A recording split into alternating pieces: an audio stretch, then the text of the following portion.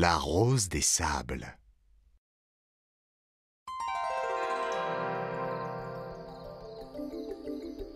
Ce matin-là, Moko était allé voir le vieil homme sage qui habitait à l'autre bout de son village.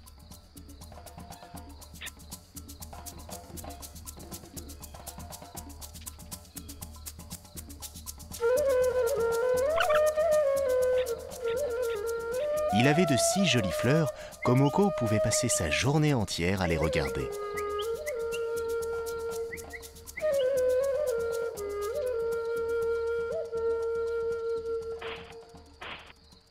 Veux-tu que je t'offre une de ces fleurs? Le vieil homme cueillit une magnifique rose et la tendit à Moko. Il faut en prendre soin et l'arroser chaque jour, sinon elle fanera.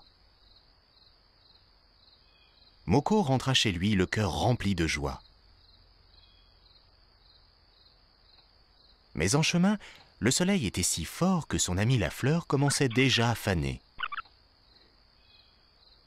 Moko prit le chemin de la rivière.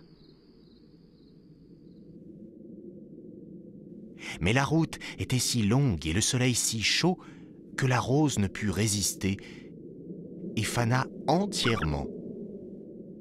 Il était si triste qu'il posa la rose fanée sur le sol et se mit à pleurer.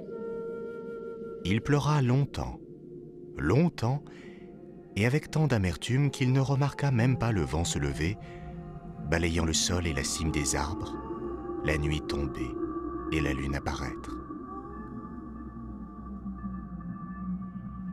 Il pleurait toujours au petit matin. Son ami, le vieil homme, arriva. « Pourquoi pleures-tu ainsi, mon garçon ?»« C'est parce que la rose que vous m'aviez confiée est fanée par ma faute. »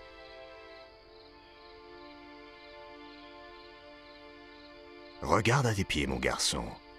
Une surprise t'attend. Moko ouvrit un œil, puis un deuxième. Merveille!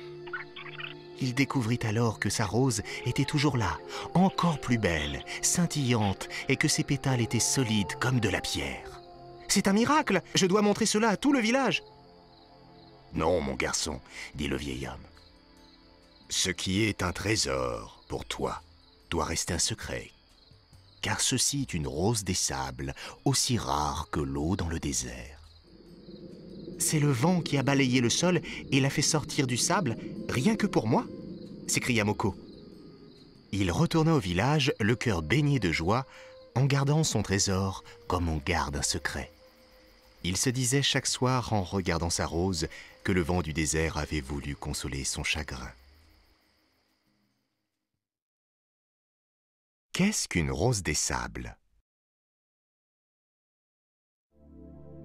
Comme tu le sais déjà, dans le désert, il fait très chaud le jour et très froid la nuit.